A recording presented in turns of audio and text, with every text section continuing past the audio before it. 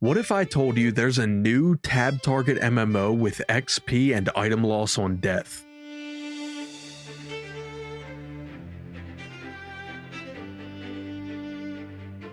It's called Pantheon: Rise of the Fallen, and it might be the return of old school MMOs. So today I want to walk you through my experience with the game so we can see if this is the savior we've been waiting for, or if it's going to meet a fate we've seen way too often in this genre. I want to start with some backstory on this game because I think the context is needed.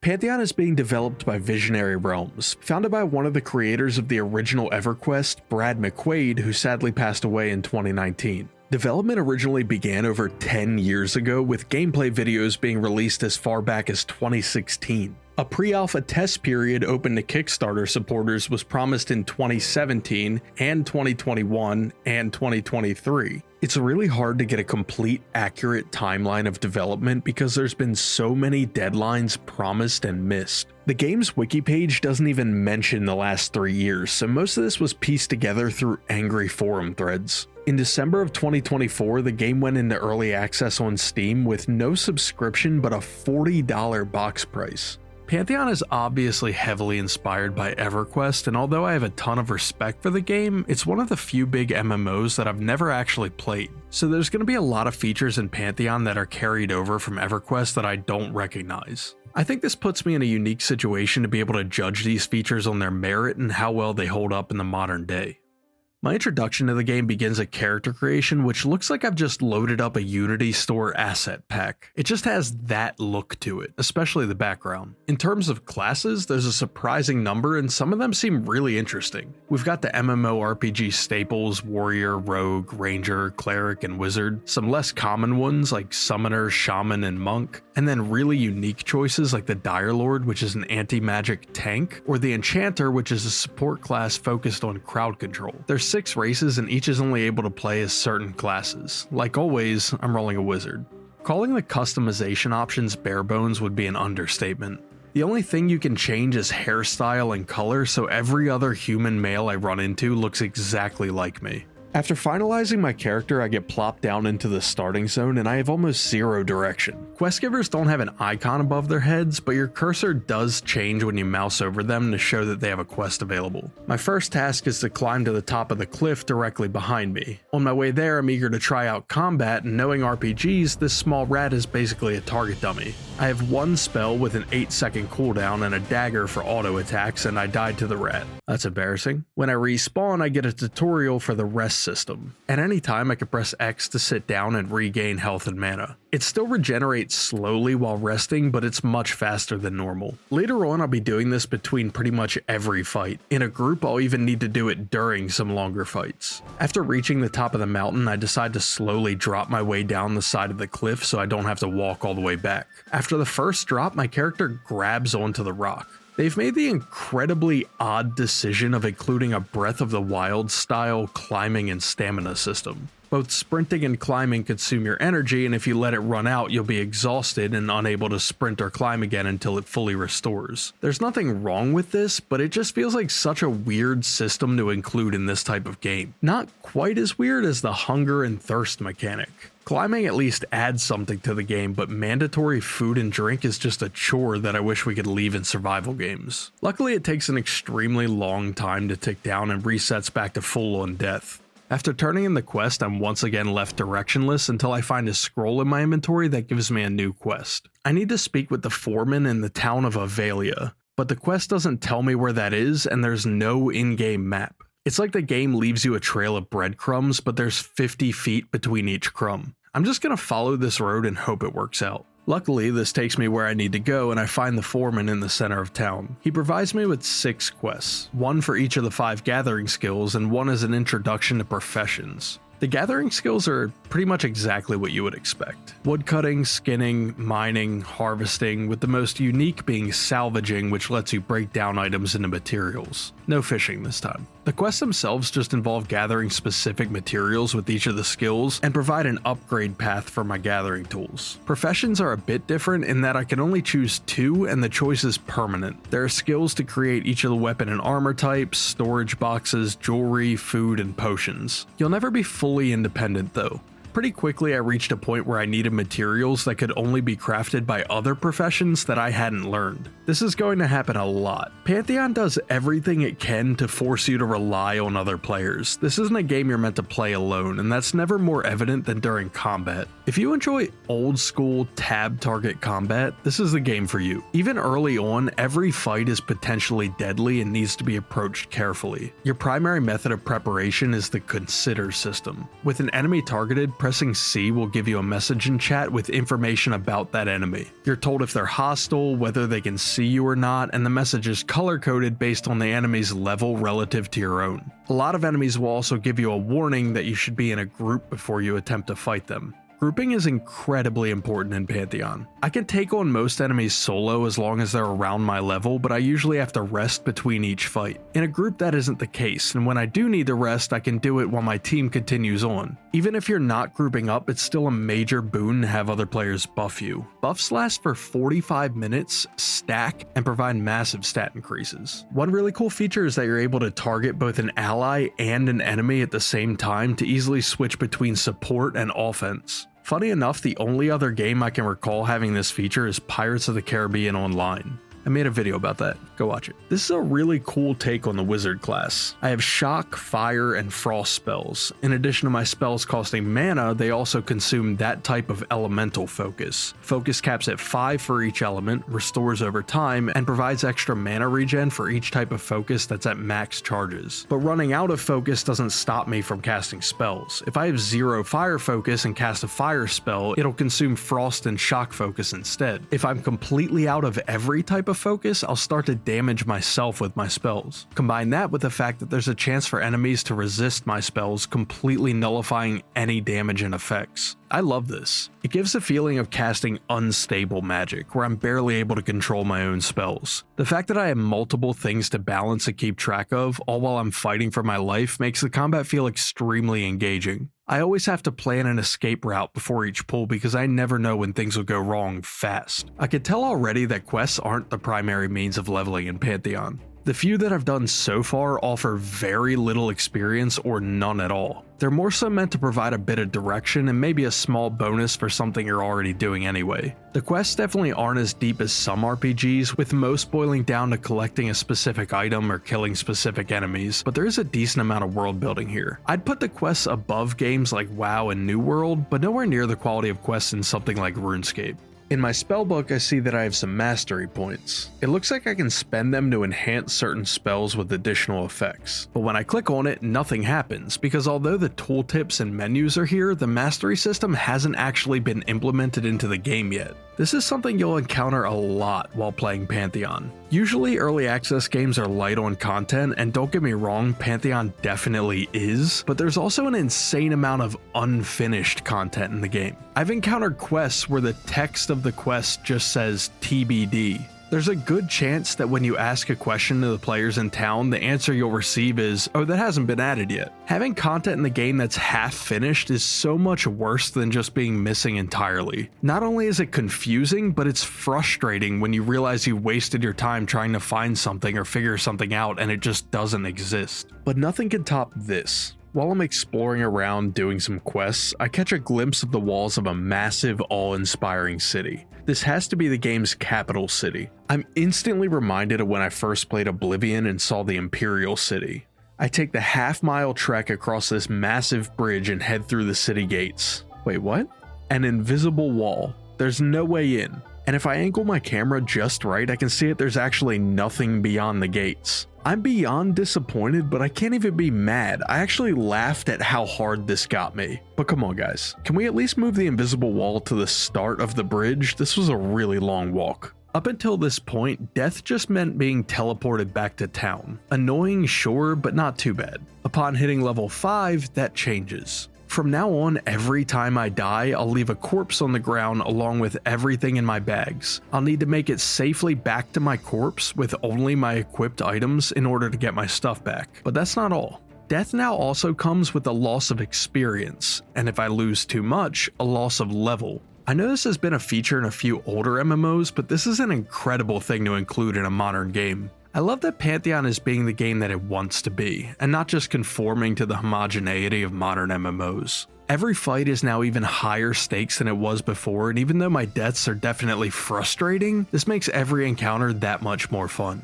One neat little feature is the ability to drag corpses to a more easily reachable spot. I spent like 10 minutes looking through the keybinds trying to figure out how to do this before I decided to just Google it. It's not a button, you have to type /drag and then it kind of just floats around behind you. My plan with every game I play is to go in completely blind and try to figure things out for myself. This is especially difficult in Pantheon because the game is designed around community knowledge. A good example of this is cooking. When I first discover cooking, I'm given a tutorial that explains recipes aren't provided for you. They need to be discovered through trial and error or told to you by other players. The lack of an in-game map means you rely on either memory or direction from others to navigate. This is great in theory, especially combined with the hardcore combat that necessitates party play, but the obvious conclusion of this isn't usually in-game conversations, it's fan sites and wikis. The issue here is that the game has been in development for so long and changed so much that a lot of the info online is outdated. It makes researching anything related to Pantheon a complete nightmare. A lot of MMOs have a day-night cycle, but I haven't played many where it's as relevant as it is in Pantheon. Multiple quests require me to track down enemies or resources that only spawn at a specific time of day. Nighttime in general just feels much more dangerous. It's much harder to see and enemies are more aggressive. Needing to adapt my playstyle based on the changing environment helped keep me engaged and led to situations where I'd be planning my in-game day around the best time to do a quest or farm certain mobs. I'm about 15 hours in, level 8, and up until this point I've only played solo. Pantheon is old school through and through, so there's a serious time investment when it comes to grouping. Not only do I need to find players that want to do the same content as me, but we all need to trek across this massive world to meet up. If someone dies, that's at least 5 minutes of everyone else waiting around for them to corpse walk back. I'm lucky enough to find a paladin tank, and soon after we get a shaman healer. The paladin shows us a path up a cliffside to an enemy camp on top. This might sound weird to anyone who hasn't played an old school MMO, but if you're a veteran of the genre, you'll probably know exactly what I mean. This can best be described as a classic MMO experience. All we did was farm this camp for about 2 hours. There was a ton of downtime considering the median age for people playing this game is probably around 35, and half of us are playing at 9 PM with a baby monitor in front of us. But nobody rushed. Nobody complained or flamed when a pull went wrong and somebody died. We just talked and had a relaxing time playing the game. When it was time to go, we added each other as friends and said our goodbyes. Most of my favorite memories from MMOs are exactly like this one. Meeting some strangers, working together towards a goal, and then parting ways. But that just doesn't really happen anymore. The modern MMO landscape is built around hyper-efficient, instant action. A lot of games will put you directly into an instance dungeon with a match-made team, killing the socialization aspect. It's even worse if it's cross-server because people tend to lose all inhibition when they know they'll never see you again. Pantheon servers are small and the leveling takes forever, so you're in the same area for a very long time. I know there's a high chance I'll be running into these guys again. Being in a group for the first time made it clear just how different each of the classes are. The Paladin was able to brush off damage from enemies that would have killed me in 3 or 4 hits. On the other hand, I'm able to 2-shot enemies that take him a full minute to kill solo. This is balanced around the fact that I have to sit in timeout for 2 minutes after every single kill to get my mana and focus back. A trend in modern MMOs is balancing everything to the point where nothing feels unique. It's nice to see that the classes here all have pronounced strengths and weaknesses. During our farming session, I was able to get a few new pieces of gear, but they're very minor upgrades. I got an amulet that gives me about 4% more mana and a robe that gives me +1 in a stat that I don't really need.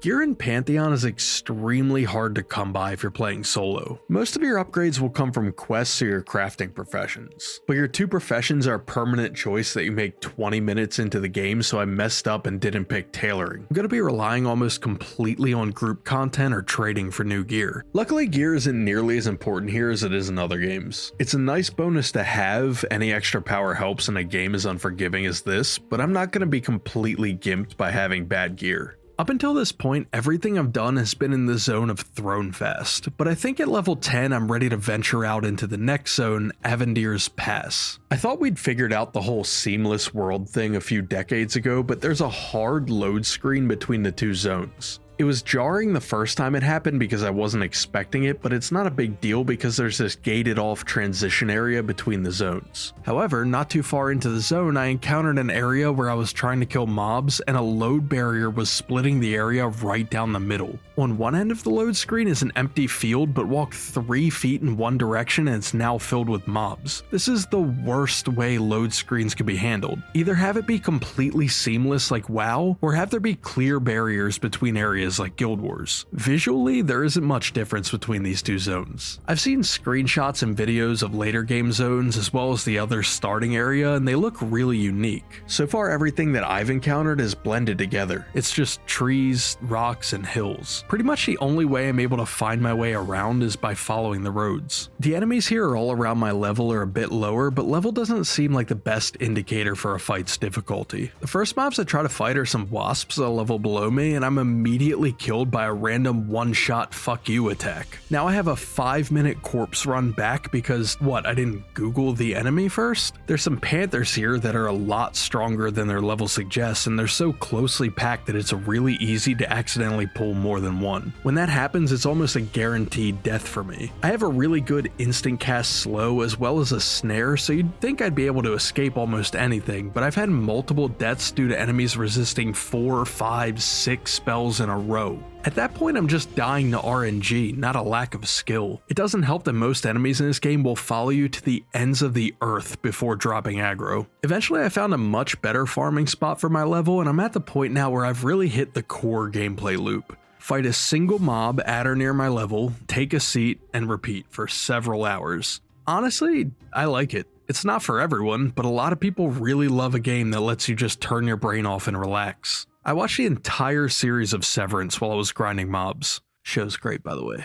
You should watch it. I've been playing Pantheon for a few hours every night for a couple weeks now, and almost every single night I've tried to find a group, but the only time I've actually been able to find one was the group I talked about earlier. A few times I've been invited to one but had to decline because it took so long to find the group that I didn't have enough time left to actually do anything. This is why it's really important when you're playing Pantheon to build a community, be it a guild or just making some friends along the way. Finally, I was able to find a group for a dungeon, and by complete coincidence, it included the 2 people I was grouped with a week prior. Like pretty much everything else, Pantheon has gone with the old school style of dungeons. You can and will run into other groups inside, and the enemies respawn. The goal here isn't to clear the dungeon and kill a big boss at the end. Dungeons span massive level ranges, this one being from 7 all the way up to 20. You'll want to find an area with mobs around your level, pitch a tent, and farm. One feature of combat I haven't discussed yet is states. Each class has abilities that put enemies into a specific state, which can then be exploited by abilities from other classes. So for example, as a wizard, I can put an enemy into the opening gap, which can then be exploited by a ranger ability to lower the enemy's AC by 20%. This only happens if the opening gap is exploited and rangers themselves can't put an enemy into that state. I really like this take on a combo system. In most games, combos lead to a static rotation that you're forced to use for optimal DPS, but here, because combos rely on abilities from other classes, it changes based on your party composition. There are some downsides to the game being so heavily focused on party play, but I love that Pantheon knows exactly what it wants to be and has completely built all of its systems around groups. The dungeon itself was enjoyable, but because of the way dungeons work in this game, it wasn't really any different than any overworld elite camp. It was, however, a lot more challenging than I thought it'd be. Accidentally pulling more than 3 mobs at a time is a death sentence, and if we pulled more than 1, we had to make smart use of CC and focus down the correct target. At one point, we got caught by a wandering mob and my entire party wiped. I was just barely able to make it back out to the road. I stopped my recording here because I thought I was safe, but the goblin that wiped my team decided he could just teleport out of the dungeon and murder me in the street. It was hilarious. When I clicked respawn, my game crashed for the first time in over 30 hours of gameplay. And it's not a coincidence, this was the day after the first major patch since I started playing. The game was just updated to the Unity 6 engine, and it's led to some serious issues. A lot of players have started having crashes, there's some lighting bugs, and the audio was completely broken. No matter where you are, it sounds like you're in a hallway.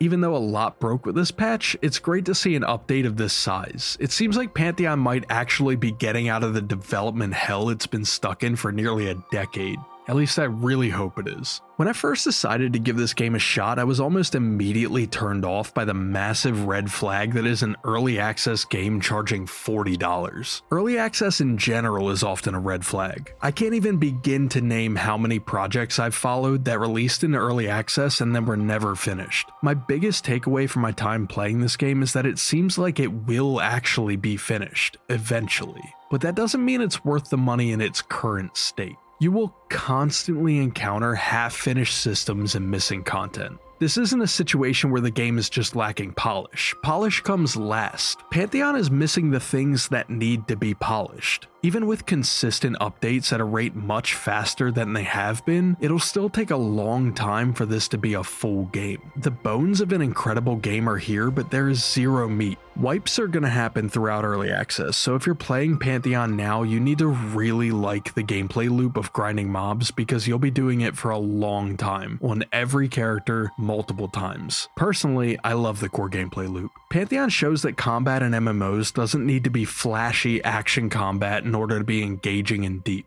Even though most of my time was spent fighting the same enemies over and over again, I wasn't bored because the combat is so good. If you've watched this far, you probably already have a pretty good idea whether or not you'll like Pantheon. The core aspects of the game aren't going to change. Do you like slow, methodical combat with extreme penalties for death? What about grinding the same mobs for hours on end for a fraction of a level? Do you want a game that requires you to work with other players in every facet of the game? If so, this could be exactly the game you're looking for. This game is the definition of love it or hate it, and I think the general response shows that there is still a demand for this type of game, even if that demand is coming from a somewhat niche audience.